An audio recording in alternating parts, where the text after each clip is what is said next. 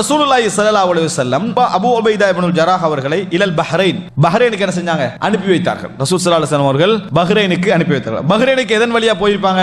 கப்பல தான் என்ன செஞ்சுக்கணும், போய்க்கணும். ஆனா அது அந்த பஹ்ரைன் இல்ல, இது சரியா? இதுல வரக்கூடிய பஹ்ரைன் வந்து இந்த ரசூல் ஸல்லல்லாஹு அலைஹி வஸல்லம் காலத்துல பஹ்ரைன் என்று வந்தால் அப்படி ஒரு பஹ்ரைன் ரசூலுல்லாஹ் காலத்துல இல்ல. ரசூலுல்லாஹ் காலத்துல இந்த பஹ்ரைன் என்னது? பஹ்ரைன் இடம் இருக்குது.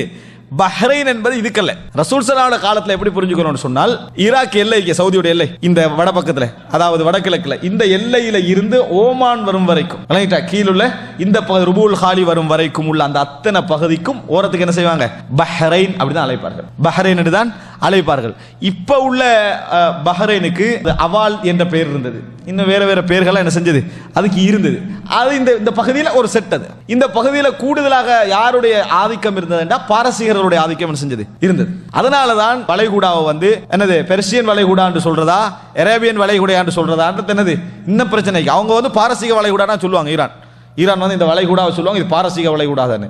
ஆனா பொதுவாக உலகம் அங்கீகரிச்சது அரேபியன் வளைகுடான்னு தான் என்னது உலகம் அங்கீகரிச்சிருக்குது. ஆனா அவங்க அப்படித்தான் என்ன செய்வார்கள், சொல்லுவார்கள். அந்த அடிப்படையில் இந்த கிழக்கு வந்து ரசூல் ஸல்லல்லாஹு அலைஹி வஸல்லம் காலத்தை இன்னும் சொல்ல போனா இப்ப இந்த ஒன்றித்த சிந்தனை அப்படி நம்மளுக்கு வந்தது எப்ப? இந்த மாதிரி சவுதிய ஆட்சி ஏற்பட்ட பின்னால்தான் இது ஒன்றித்த சிந்தனை வந்தது.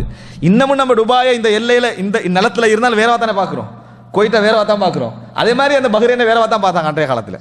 இந்த பஹ்ரைன் கிழக்கு எல்லையெல்லாம் அது ஒரு வேறு நாடாகத்தான் என்ன செஞ்சாங்க, அதை பார்த்தார்கள். அதனால அந்த குண இயல்புகள் அதுல இதுல எல்லாம் நிறைய வித்தியாசங்கள் என்ன செய்யும் அவர்களுக்கு மத்தியில் இருக்கும்.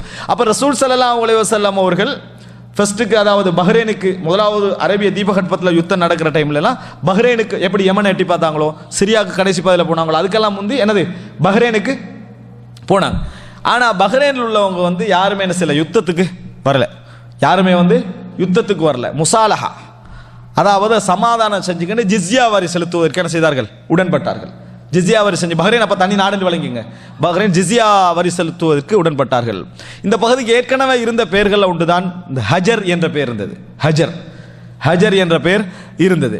அதே போல இங்க பிரபல்யமான ஒரு கிராமம் ஜுவாதா வந்து ரசூலான காலத்தில் பிரபல்யமான கிராமம். அதனால முஸ்லிம்ல ஹதீஸ் வருது எப்படின்னா, அதாவது மதீனாவில் நடந்த குத்துபாவுக்கு பின்னால, ஜும்மாவுக்கு பின்னால நடந்த முதல் ஜும்மா ஜுவாதா என்ற இந்த பஹ்ரைன் பிரதேசத்தில் உள்ள ஒரு கிராமத்தில் தான் நடந்தது, ஜுவாதான்னு சொல்லி. அப்ப இந்த கிராமத்தில் ஜுவாதா என்ற இடம் ரசூல் ஸல்லல்லாஹு அலைஹி காலத்தா இன்றைக்கு என்ன செய்யறாங்க, அடையாளம் வச்சு ரசூலான காலத்தில் இருந்தே பிரபல்யமான பள்ளியை என்ன செய்வார்கள், சொல்வார்கள் ஜுவாதா என்ற இடம். அப்ப இந்த பாரசீக மக்கள் என்று, அதாவது பஹ்ரைனிய மக்கள் என்று சொல்றது அந்த பகுதியில்